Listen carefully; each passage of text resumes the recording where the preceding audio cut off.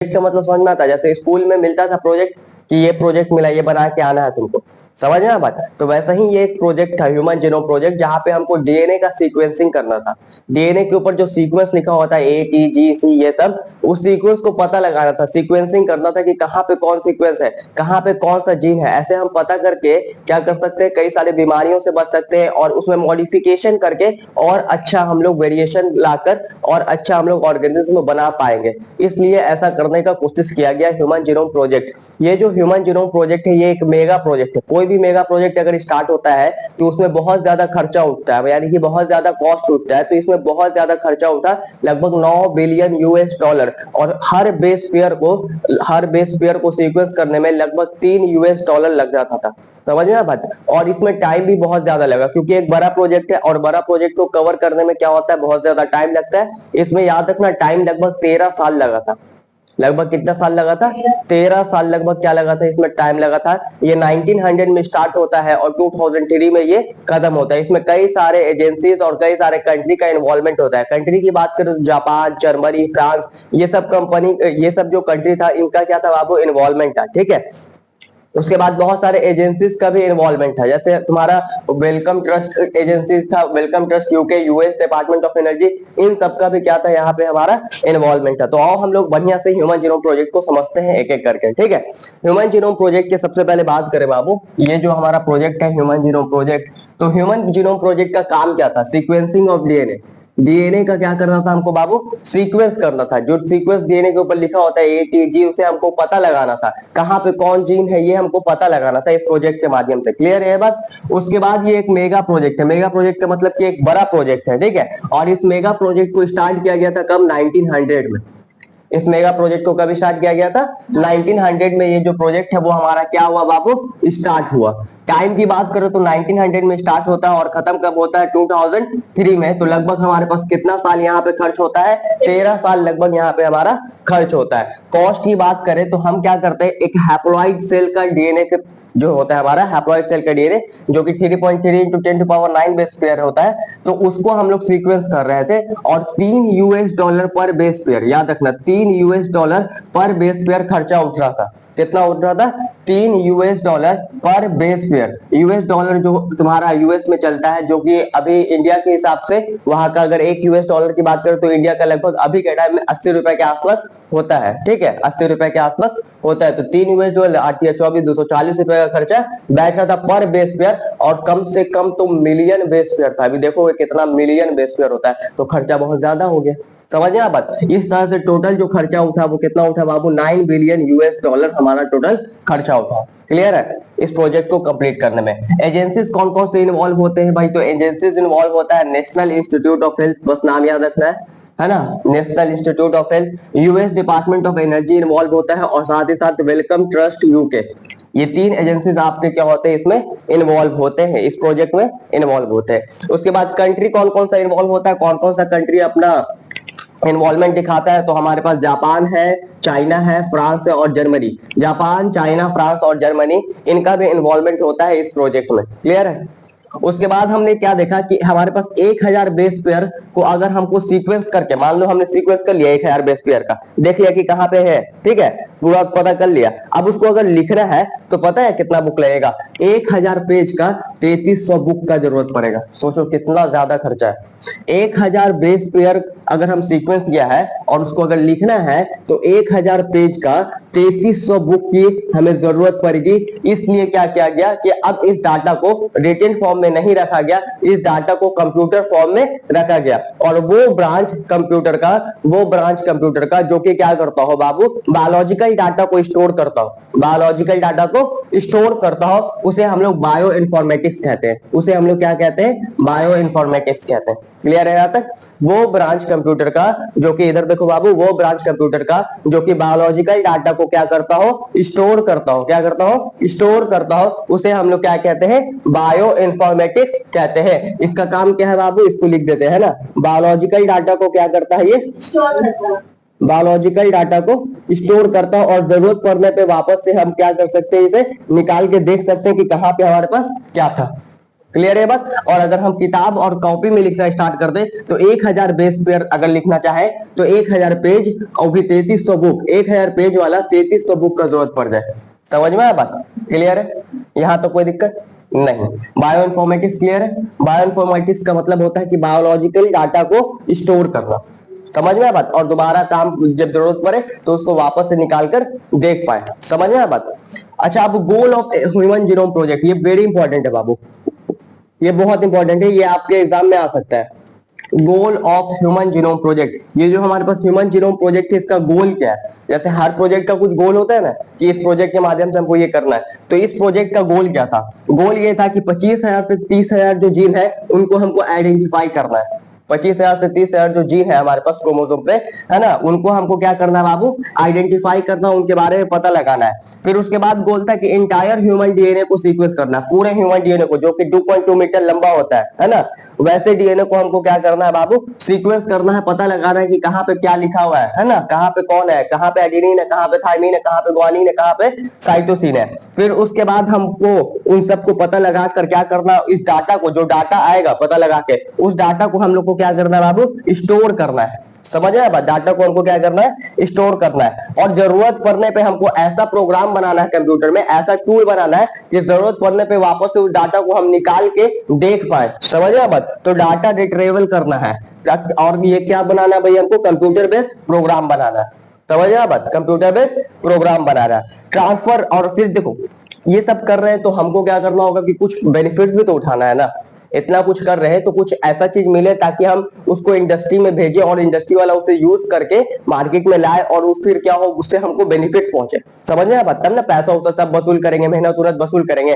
तो फिर क्या किया गया कि transfer related technology in industry, मतलब जो कुछ भी यहाँ से हमको मिला, जो कुछ भी हमको यहाँ से मिला और हमको लगा कि ये यूजफुल है, ये इंडस्ट्री वाले इस्तेमाल कर सकते हैं, उसे हमने क्या किया बाबू? ट्रांसफर कर दिया। कहाँ ट्रांसफर कर दिया? इंडस्ट्री में, ताकि इंडस्ट्री वाला यूज करे उसे और फिर आगे डेवलपमेंट हो। अच्छा, उसके बाद कोई भी इस तरह का प्रोग्राम होता है जहां पे डीएनए को सीक्वेंस किया जाए या फिर जीनोम को सीक्वेंस किया जाए, तो वहां पे एक रिलीजियस व्यू आता है। रिलीजन बोलता है, धर्म वाला मामला आता है, ठीक है। वो धर्म वाला मामला जो है वो कंट्रोल करता है ईएलएसआई। कौन कंट्रोल करता है? ईएलएसआई। ईएलएसआई में लिखा हुआ है कि आप किसका कितना काम कर सकते हैं, किसका डीएनए चेक हो सकता है, किसका जीनोम पे आप सीक्वेंस कर सकते हैं, ये सब किसके ऊपर लिखा होता है? ईएलएसआई के। तो ईएलएसआई जो है ये ब्रांच है, इसका फुल फॉर्म आपसे डायरेक्ट पूछा जा सकता है। ईएलएसआई का फुल फॉर्म होता है ethical, legal and social issue. याद रखिएगा बाबू, वेरी इंपॉर्टेंट है, वेरी इंपॉर्टेंट है। डायरेक्ट सवाल यही आएगा। पहला सवाल हम क्या बोले? गोल ऑफ एचजीपी, ये कितना नंबर का आएगा? 2 मार्क्स का आएगा। कहाँ आएगा भाई? सब्जेक्टिव में आएगा। ये कहाँ आएगा बाबू? सब्जेक्टिव में आएगा। क्लियर है बात? ऑब्जेक्टिव में क्या आएगा? ईएलएसआई का फुल फॉर्म पूछ लेगा, ठीक है। ईएलएसआई का फुल फॉर्म क्या लिखोगे? Ethical, legal and social issue, और कहीं कहीं पे इशू के जगह पे इंप्लीकेशन होगा तो आपको कंफ्यूज नहीं होना है। क्लियर है बात? तो ईएलएसआई का फुल फॉर्म समझ में आया? Ethical, legal and social issue, जो कि रिलीजियस व्यू को क्या करता है? कंट्रोल करता है। क्लियर है बात? कोई दिक्कत यहां तक नहीं। अब बात करते हैं मेथोडोलॉजीज, मतलब कि कौन से मेथड का इस्तेमाल किया गया ह्यूमन जीनोम प्रोजेक्ट में। और एक पहला रीजन जो है, पहला हमारा पास मेथड जो है वो क्या कह रहा है? Only express reason is sequence, मतलब सिर्फ और सिर्फ हम ऐसा करते हैं कि जो रीजन एक्सप्रेस करता है, ये पूरा हमारा डीएनए हो गया, ये पूरा क्या हो गया बाबू? डीएनए हो गया। डीएनए में हमको मालूम है कि सारा जो रीजन है वो प्रोटीन नहीं बनाता है, सारा रीजन एमआरएनए नहीं बनाता है, आरएनए नहीं बनाता है। तो वो रीजन जो कि आरएनए बनाता है, वो रीजन जो कि आरएनए बनाता है, हम क्या करते हैं? उसी को पहले सीक्वेंस कर लेते हैं। समझ आया बात? तो पहले में क्या किया इन्होंने? सिर्फ और सिर्फ एक्सप्रेस रीजन को, जो कि एक्सप्रेस करेगा वैसे रीजन को क्या किया? उसने सीक्वेंस किया। रीजन का मतलब उतना पार्ट, उतना जगह को सीक्वेंस किया, ठीक है। जैसे हम यहाँ पे दिखा रहे हैं कि ये जो रीजन है ये सीक्वेंस, ये जो रीजन है ये एक्सप्रेस करेगा, इस वजह से इस रीजन का हमने क्या किया बाबू? सीक्वेंस किया। समझ आया बात? इस रीजन का हमने क्या किया? सीक्वेंस किया। तो यहाँ पे जो जिस रीजन का हम लोग सीक्वेंस करते हैं उसे हम लोग ईएसटी कहते हैं। क्या कहते हैं बाबू? EST, express sequence tag. जिस रीजन का हम लोग सीक्वेंस करते हैं उसे हम लोग क्या कहते हैं? ईएसटी कहते हैं। मतलब वो रीजन, डीएनए का वो पार्ट जो कि आरएनए बना रहा है वही एक्सप्रेस करेगा, जाहिर सी बात है। डीएनए का वो पार्ट जो कि आरएनए बना रहा है वही एक्सप्रेस करेगा। तो वो जो रीजन है जो कि डीएनए से आरएनए बना रहा है उसे हम लोग क्या कह रहे हैं बाबू? ईएसटी कह रहे हैं।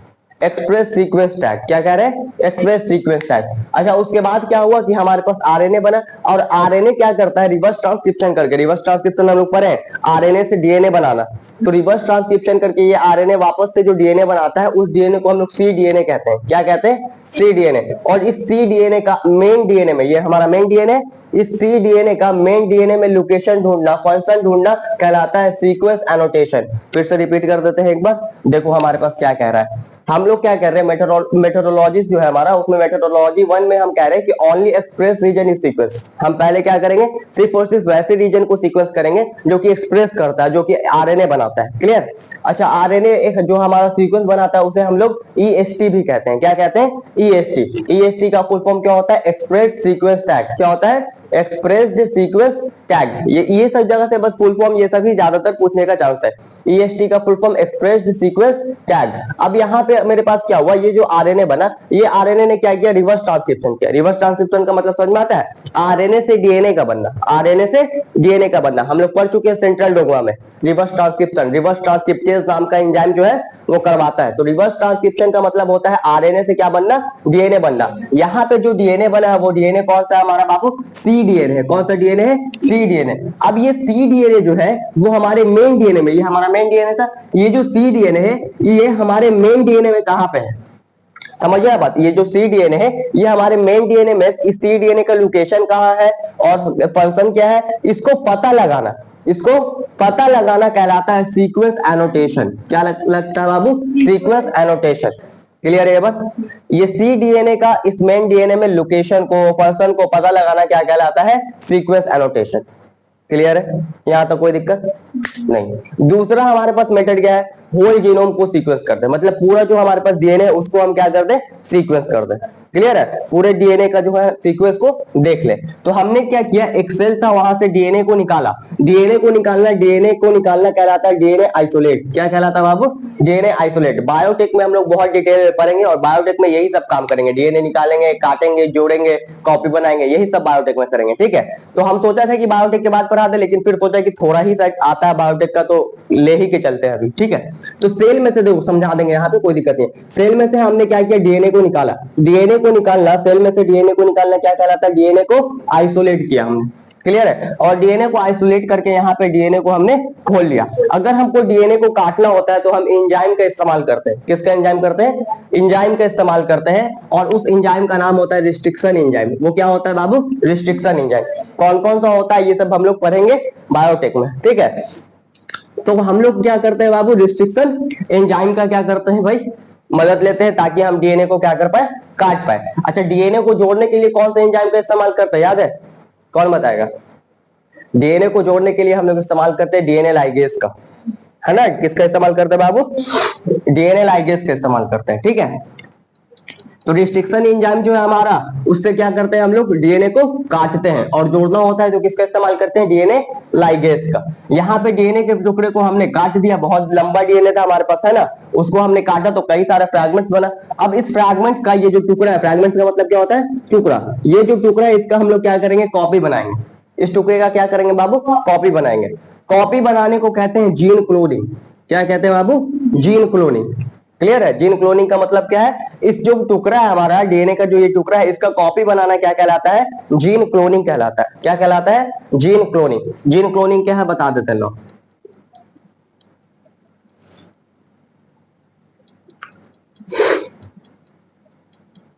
जीन का कॉपी बनाना। ठीक है? जीन का कॉपी बनाना क्या कहलाता है?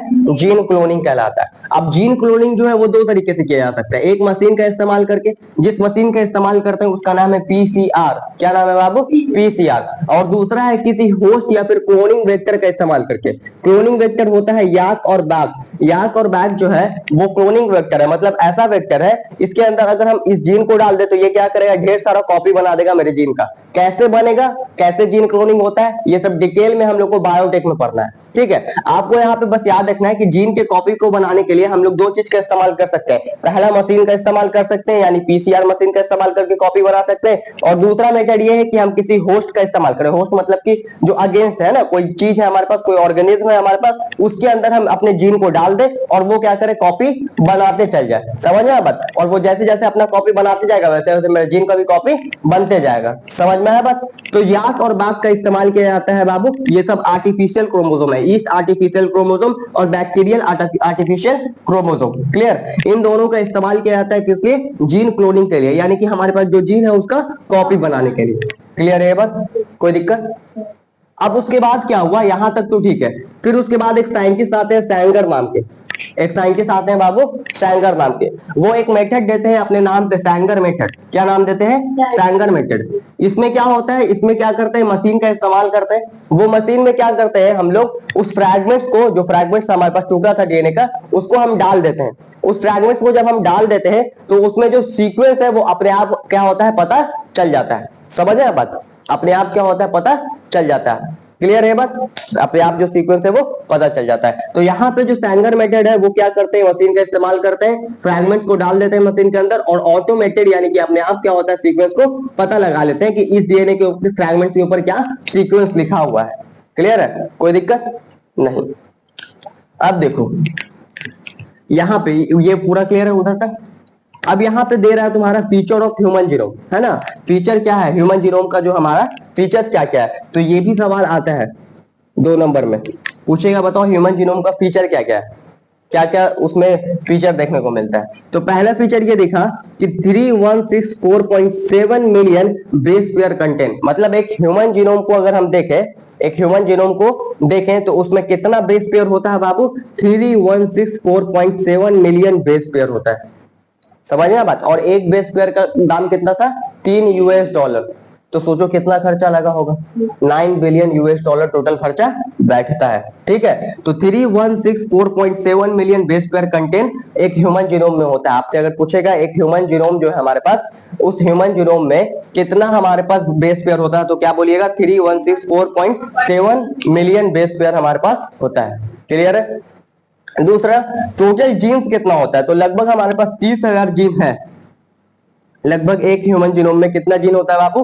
30,000 जीन होता है। और इसमें से 50% जीन का जो रोल है यानी कि काम है वो हम नहीं जानते। समझ में आया बात? टोटल हमारे पास कितना जीन है बाबू? 30,000 जीन है। 30,000 जीन में से 50% जो जीन होता है उसका रोल को हम नहीं जानते। वो रोल जो है उसका अननोन है, पता नहीं है हमें। उसके बाद बात करें तो हमारे पास एवरेज 3000 बेस पेयर पर जीन होता है। मतलब कि एक जीन में, एक जीन की अगर बात करें एवरेज निकाले तो लगभग 3000 बेस पेयर होता है। मान लो मेरे पास ये एक जीन है, ये क्या है बाबू? एक जीन है। ये एक क्या है? जीन है। इस जीन में लगभग हमको कितना बेस पेयर देखने को मिल सकता है?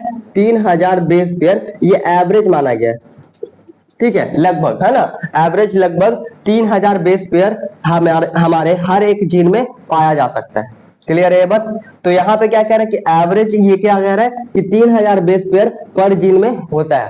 ठीक है, और उसके बाद तुमको ये बोला कि 2.4 मिलियन बेस पेयर डिस्ट्रोफिन में है। डिस्ट्रोफिन क्या होता है? मसल्स वाला जो हमारे पास जीन होता है ना, मसल्स का जो जीन होता है उसमें हमको सबसे ज्यादा बेस पेयर देखने को मिला, और वो कितना था? 2.4 मिलियन बेस पेयर था।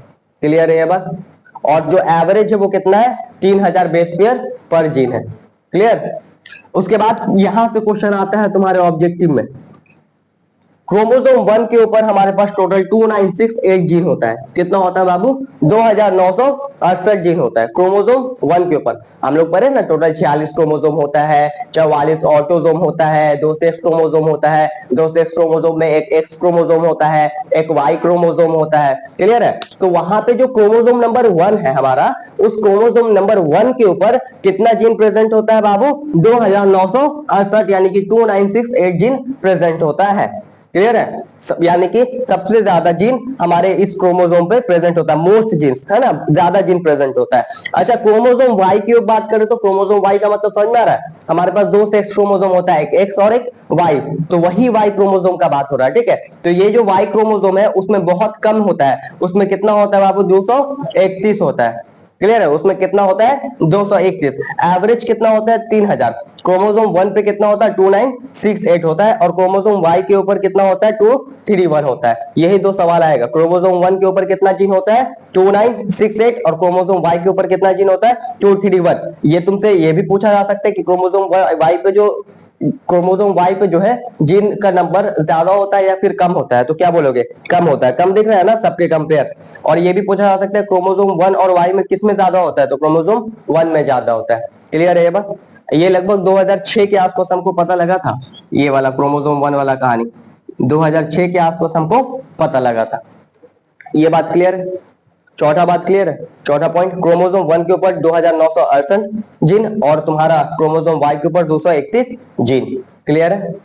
उसके बाद क्या रहा, रिपीटेटिव डीएनए। हमको क्या देखने को मिला, जब हमने सीक्वेंस किया तो पूरा सीक्वेंस कर लिया, बहुत ज्यादा जब पूरा सीक्वेंस कर लिया तब हमको देखने को मिला कि बहुत ज्यादा जो डीएनए है, बहुत जगह पे हमको जो डीएनए दिख रहा है वो रिपीटेटिव है। रिपीटेटिव का मतलब कि सीक्वेंस जो है सेम है। जैसे मान लो ये फ्रैगमेंट्स का जो सीक्वेंस है एटीजीसी, वही फ्रैगमेंट्स का वही जो दूसरा फ्रैगमेंट है उसका भी सीक्वेंस वही है एटीजीसी, तीसरा फ्रैगमेंट जो भी देख रहे हैं उसका भी फ्रैगमेंट्स वही है एटीजीसी।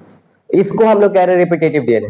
मतलब कि सीक्वेंस जो है डीएनए के ऊपर क्या कर रहा है, रिपीट कर रहा है। समझ में आया बात? देखो हमारे पास कई सारा फ्रैगमेंट्स था, उसका हमको सीक्वेंस पता लगाना था कि उसके ऊपर क्या लिखा हुआ था। तो जब हम सबका पता लगा लिए तो हमने ये देखा कि बहुत सारे हमारे पास ऐसा फ्रैगमेंट्स है जिसका सीक्वेंस क्या है, सेम है। उसी को हमने नाम दे दिया रिपीटेटिव डीएनए। समझ में आया बात? उसी को क्या नाम दे दिया, रिपीटेटिव डीएनए। तो रिपीटेटिव डीएनए का मतलब कुछ नहीं है कि सीक्वेंस क्या होगा बाबू, सेम होगा। समझ में बात? जो भी फ्रैगमेंट्स हमारे पास उसका सीक्वेंस क्या है, सेम है। क्या सवाल आएगा? बहुत कम चांस है। उसके बाद छठा पॉइंट है एसएनपीज। इससे सवाल आ सकता है, इससे तुमको वापस से हम कह रहे फुल फॉर्म पूछ लेगा तुमसे, एसएनपीज का फुल फॉर्म पूछ लेगा। एसएनपीज का फुल फॉर्म क्या होता है, सिंगल न्यूक्लियोटाइड पॉलीमॉर्फिज्म। याद रखना, सिंगल न्यूक्लियोटाइड पॉलीमॉर्फिज्म तुम्हारा किसका फुल फॉर्म होता है बाबू, एसएनपीज का फुल फॉर्म होता है सिंगल न्यूक्लियोटाइड पॉलीमॉर्फिज्म। यहाँ पे अगर बात करें तो देखो होता क्या है, ये मान लो मेरे पास एक डीएनए था जिसका सीक्वेंस था ATGC, यहाँ पे T के जगह पे G आ गया तो सिंगल न्यूक्लियोटाइड में क्या हो गया बाबू, चेंज हो गया। इसी को हम लोग कहते हैं सिंगल न्यूक्लियोटाइड पॉलीमॉर्फिज्म या फिर शॉर्ट में एसएनपीज। क्लियर है? याद रहेगा एसएनपीज का मतलब। एसएनपीज का मतलब है कि यहाँ पे ATG सीक्वेंस था, ठीक है, और ATG सीक्वेंस में ये है T के जगह पे क्या आ गया, G आ गया। तो ये जो बदलाव हुआ है इसी को हम लोग एसएनपीज कहते हैं। और एसएनपीज का फुल फॉर्म क्या होता है, सिंगल न्यूक्लियोटाइड पॉलीमॉर्फिज्म। याद रखना, फुल फॉर्म बहुत इंपॉर्टेंट है। एसएनपीज का एक याद रखना, सिंगल न्यूक्लियोटाइड पॉलीमॉर्फिज्म। उसके अलावा ELSI का याद रखना, ethical legal and social issue. उसके बाद EST का याद रखना, एक्सप्रेस सीक्वेंस टैग। ये तीन फुल फॉर्म आपको यहाँ से बहुत ज्यादा इंपॉर्टेंट है कि आपको याद रखना है। उसके अलावा यहाँ याद रखना कि क्रोमोसोम 1 के ऊपर 2968, क्रोमोसोम Y के ऊपर 231। सवाल ऐसे भी आता है कि which of the following chromosome has fewest यानी कि सबसे कम या फिर लोएस्ट जीन प्रेजेंट। तो कहां सबसे कम प्रेजेंट होता है बाबू, हमारा क्रोमोसोम Y के ऊपर। क्लियर है? सबसे ज्यादा कहां पे दे रहा है एनसीईआरटी, 2968 जो है हमारा किस पे दे रहा है, क्रोमोसोम 1 के ऊपर दे रहा है। क्लियर है बात? कोई दिक्कत? टोटल बेस पेयर कितना होता है एक ह्यूमन जीनोम में, 3164.7। अच्छा, ये सब जो पूरा जो प्रोजेक्ट है, क्या लगता है ये प्रोजेक्ट बायोटेक्नोलॉजी के डेवलपमेंट से पहले आया होगा या बाद आया होगा? बाद आया होगा, क्योंकि बहुत ज्यादा बायोटेक्नोलॉजी का इसमें इस्तेमाल किया गया है। समझ गए बात? तो बायोटेक्नोलॉजी जब ज्यादा डेवलप किया, मॉलिक्यूलर बायोलॉजी ज्यादा डेवलप किया, तब जाकर ये प्रोजेक्ट आया ह्यूमन जीनोम प्रोजेक्ट। और ये हाल ही फिलहाल आया 1900 में और खत्म हुआ 2003 में। और ये जो क्रोमोसोम 1 है ये तो पता लगा है इसके बारे में 2006 में। समझ में बात? क्रोमोसोम 1 के बारे में कि 2968 जीन है, ये पता कब हो लगा है हमको, 2006 के आसपास। तो बताओ क्लियर है पूरा? कोई दिक्कत? इसका फोटो खींच लो और रख लो। ये ह्यूमन जीनोम प्रोजेक्ट यहीं पे पूरा खत्म हो गया। अब इसमें कुछ नहीं है ह्यूमन जीनोम प्रोजेक्ट में। अब एक लास्ट टॉपिक हम लोग को पढ़ना है, DNA फिंगरप्रिंटिंग, और चैप्टर हमारा खत्म हो जाएगा। कल इंशाल्लाह खत्म हो जाएगा।